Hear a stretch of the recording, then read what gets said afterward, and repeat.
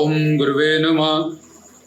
सचकृतारधाम मोहाली से गुरु प्यारी साध संगत को सचकृतार कहते हुए रब्बी उपदेश के माध्यम से लखदाता जी ने छुड़ाए जेल से हजारों लोग, इस बात पे प्रकाश डालेंगे कि कैसे पीर लखदाता लाला वाली सरकार, निगाह वाली, पीर खानो, पीर कक्की घोड़ी वाली, जिनके कई नाम हैं और पीछे उनके कई प्रवचनों में उनके चमत्कारों के बारे में, उनकी भक्ति शक्ति के बारे में आपको बताया गया।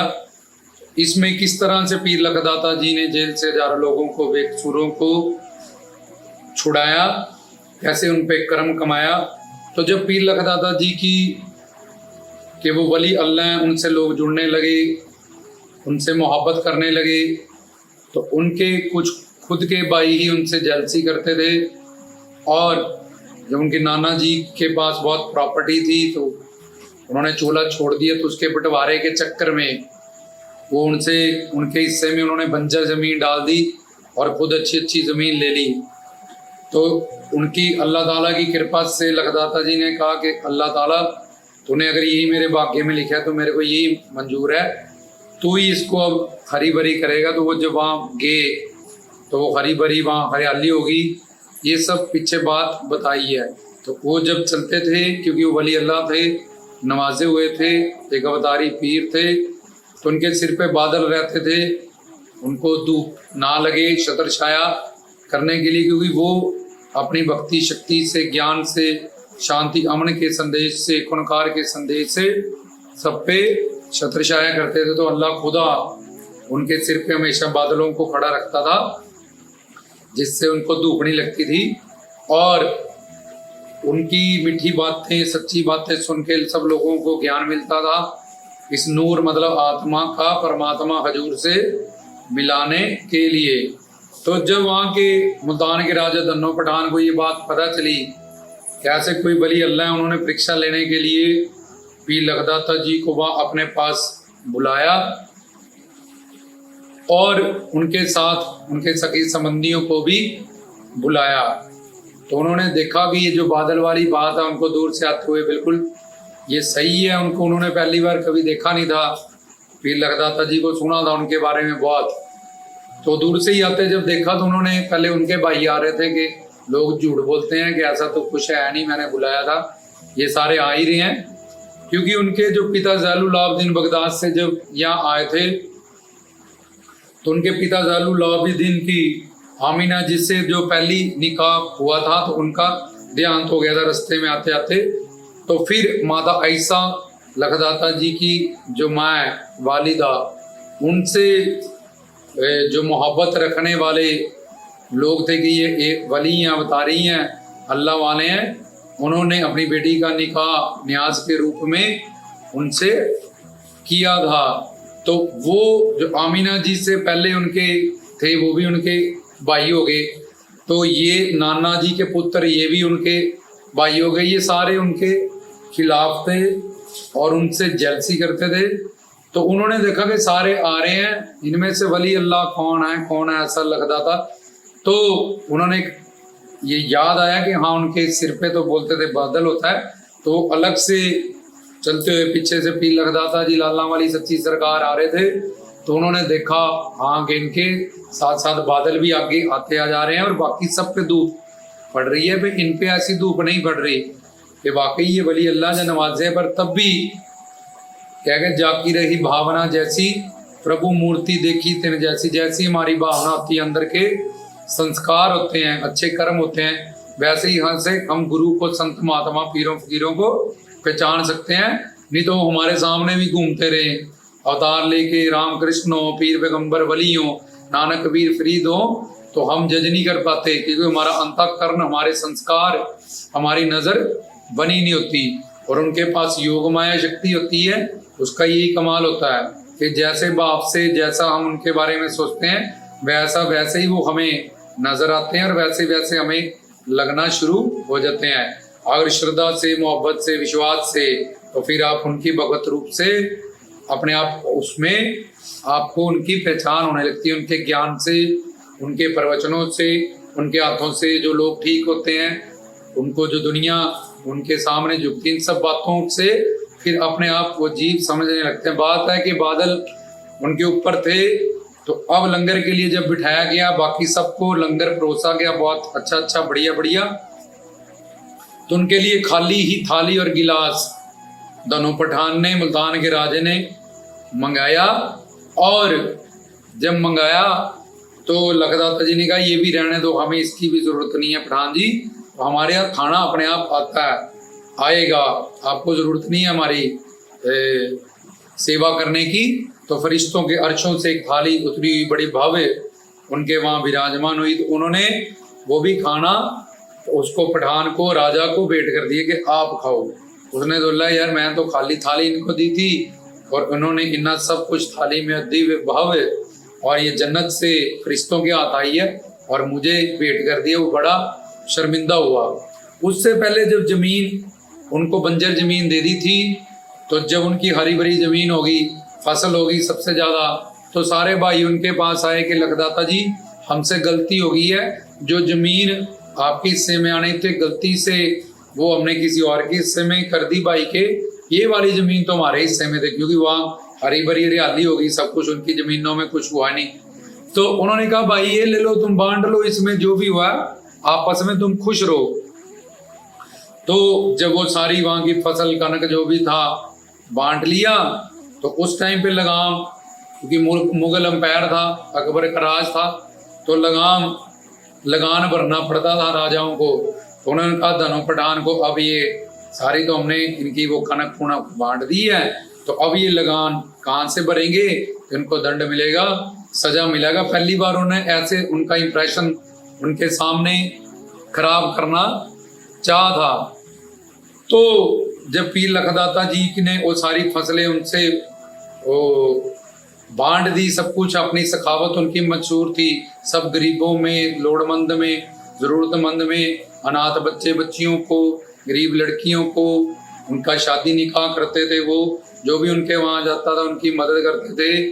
उनके पास बकरशाला थी, भेड़शाला थी, वहाँ वो जीवों की घासशाला और दवा खाना आयुर्वेद का, ये सब कुछ उनके पास वहाँ था, जिनसे वो दवा और दुआ दोनों से लोगों को नवाजते थे और उनका इलाज करते थे। उनको उनकी दरगाह पे जाके, उनकी खानकाह पे जाके लोगों को शिफा मिलती थी। सब लोगों को, सब लोग हिंदू मुस्लिम सिख कोई भी धर्म से हो, सब उनसे प्रेम करते थे और उनकी सखावत के किस्से मशहूर थे। उस टाइम पे हिंदुस्तान पाकिस्तान बंटवारा नहीं था, ये 12वीं सदी की बात है, वो तो 1947 में हुआ ये बंटवारा बटोरा। तो सब धर्म से उनके लोग उनसे जुड़ते थे, उनके पास आते थे। तो किसी का धर्म परिवर्तन करना उनका उद्देश्य नहीं था, वो सिर्फ दुखी देखते थे और जरूरतमंद देखते थे और जो ईश्वर के प्रेमी देखते थे, उनको उनकी जो भी उनकी अरदास विनती होती थी वो कबूल करते थे। अपनी कमाई से, अपनी भक्ति शक्ति से सब लोगों को वो नवाजते थे। तो उनको जब दूसरी जमीन दी गई तो वो भी जमीन हरी भरी होगी, तो उससे पहले उन्होंने सोचा, उनको लखदाता जी को कहा कि जाके आप लगाम नहीं भरोगे तो दंड मिलेगा, माफी मुफी मांगा उनसे जाके। तो तब वो बाकियों को उन्होंने लंगर पे बुलाया था, तो तब वो उन्होंने बोला था कि अब मैं जाऊंगा ही उनके पास।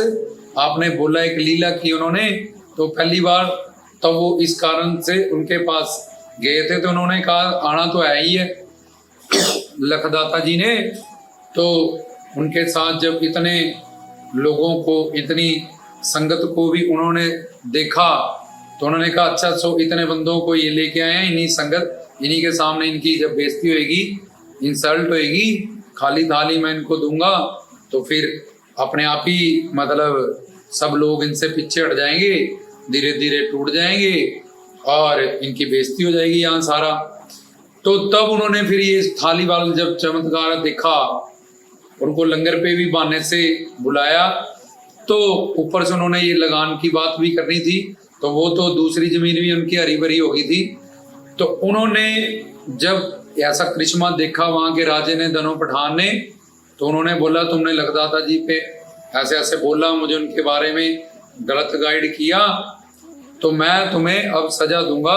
और उनको वहां घोड़ा दिया, पोशाक दी, खुशी से इनाम दिया, बेनती अर्जोई करके कि आप ये ले जाओ, ये प्रेम समझो हमारी तरफ से, ये तोहफे समझो। तो वो भी उन्होंने शाही पोशाकों को वहां से, जो उनको घोड़ा मिला या जो भी मिला, वो भी लोड़मंद जरूरतमंद इन सबको उन्होंने भेंट कर दिया। वो घोड़ा लेके जब आगे आ रहे थे तो उनको वहां मस्त मलंग मिल गए थे जो धरती में गड़े पड़े थे। तो ये थोड़ी थोड़ी स्टोरी आप जानते भी हो। अली अली का वो नारा लगा रहे थे।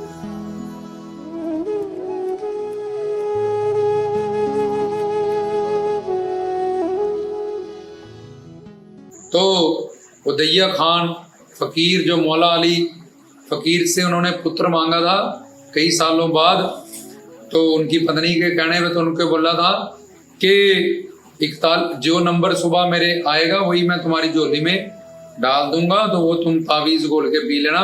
तो 41 नंबर आया था। तो 41 जब उन्होंने तावीज खोल के अपनी पत्नी को पानी में घोल के पिलाया तो 41 बच्चे लड़के हुए।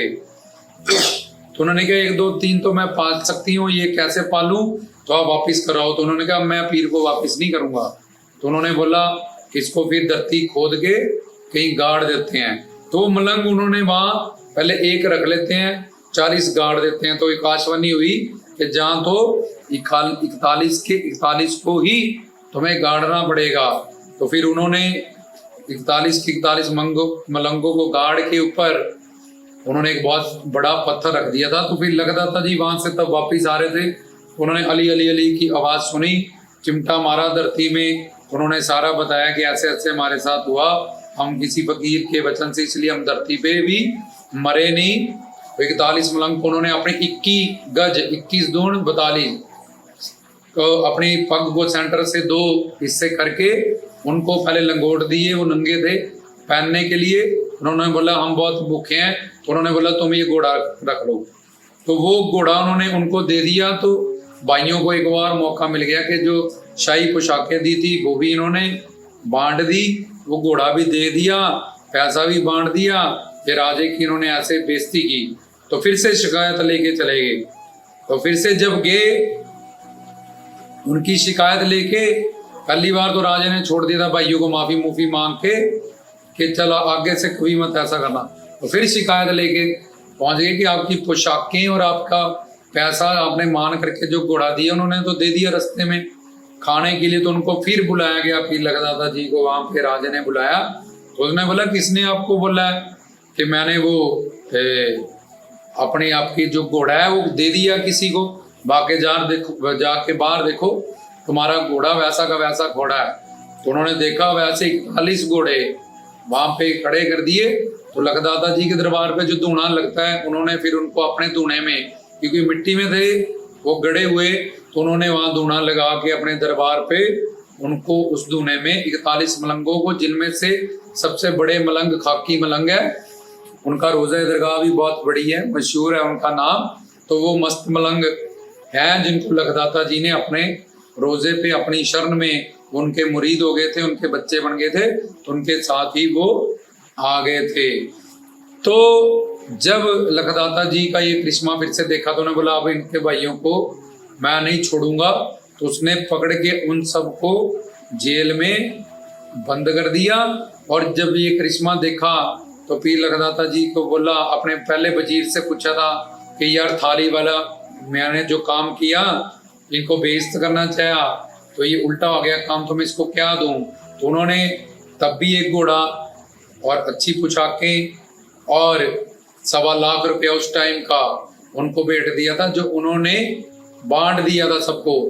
वो भी घोड़ा उन्होंने 360 उनको फकीर मिले थे रास्ते में भूखे, उनको दे दिया था। तो जब वो भी घोड़े के बारे में पूछा गया तो उन्होंने वो घोड़ा भी वहां ला के खड़ा कर दिया था।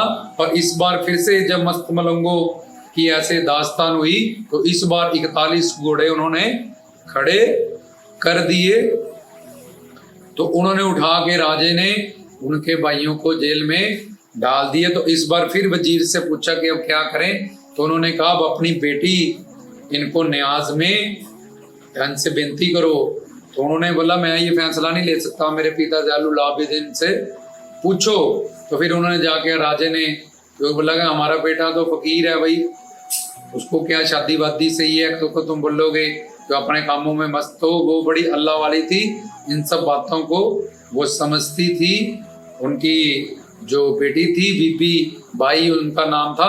तो न्याज के रूप में फिर उनसे जो फरियाद पिता जालुलाब्दीन से की, बाद में उन्होंने कबूल की, तो उनसे उनका निकाह हुआ। मेन बात जो इस लेक्चर में समझनी है कि वो जब भाइयों को बंद कर दिया और उन्होंने पश्चाताप किया, फिर लगदाता जी ने कहा, और जिन लोगों ने उस टाइम पे, क्योंकि मुगल एम्पायर था, कईयों से कितना लगान बनता था, उससे भी ज्यादा जबरन लिया जाता था। ऐसे बहुत सारे बेकसूर लोगों को अंदर बंद कर रखा था।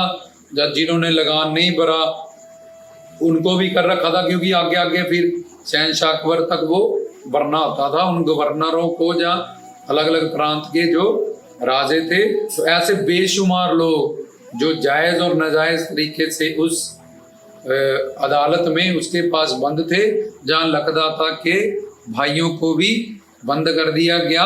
तो राजा को लखदाता जी ने कहा कि हम एक शर्त पे आपकी ये फरियाद न्याज में दी गई आपकी बेटी से निकाह करेंगे, पर आप अगर मेरे भाइयों को, चाहिए जैसे भी हैं अच्छे बुरे मेरे साथ कुछ भी करते हैं, क्योंकि वो दयावान थे, कृपालु थे, दयालु थे, उनकी सखावत, हमेशा वो गाजी थे, तलवार के भी धनी थे और इल्म ज्ञान के भी वो धनी थे।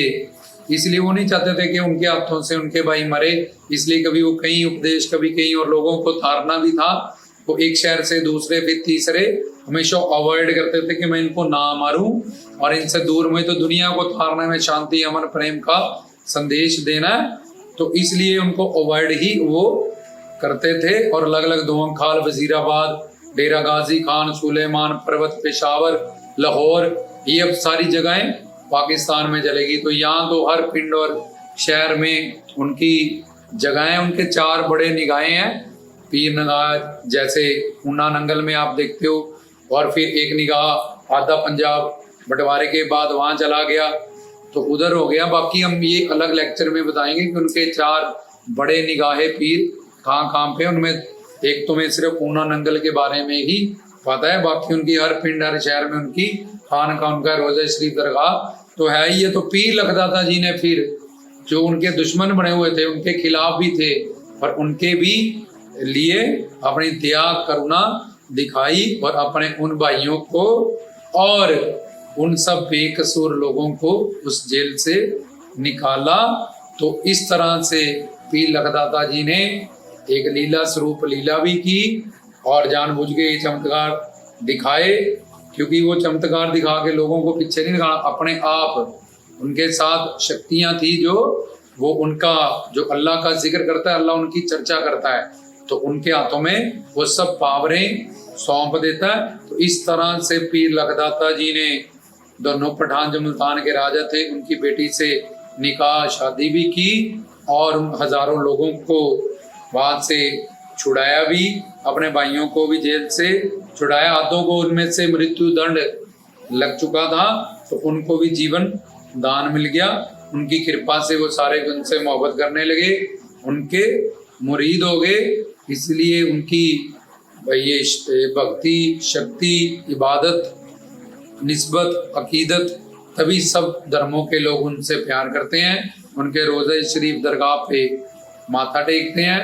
अगर तुम शाह दलाइयाँ भी जाओ तब भी कहते हैं पीर निगाह जाओगे तभी तुम्हारी यात्रा सफल होएगी। ये क्या कनेक्शन है आपस में, ये आगे आगे आने वाले रब्बी उपदेशों में हम एक से एक बात छोटी से छोटी, जिससे पौना हरी, लखदाता, वली अल्लाह, धनगुरु बाबा नानक जी और सारे जो भी हमारे आराध्य इष्ट हैं, भोलेनाथ हों, राधा कृष्ण हो, वो सारे धीरे धीरे प्रवचन हम रब्बी उपदेश जो वेदों, शास्त्रों, ग्रंथों, पंथों से प्रमाणित है, ये एक ओंकार, भाईचारा, प्रेम, शांति, अमन, कलयुग के माहौल को देखते हुए ये रब्बी उपदेश को शुरू किया गया। तो गुरु प्यारी सारी साध संगत को, सचकरतार कहते हुए पवित्र ग्रंथों, पंथों को, ऋषि मुनियों को, संतों महात्माओं को, सबका मालिक एक है, जहाँ इसी बात का आधार प्रेम भाव और एक ओंकार का आधार लेते हुए गुरु प्यारी साध संगत जो रब्बी विचार कीर्तन सुन रही है, इतना प्यार ये दास की सेवा को कबूल कर रही है, उनको हम बहुत बहुत धन्यवाद कहते हैं।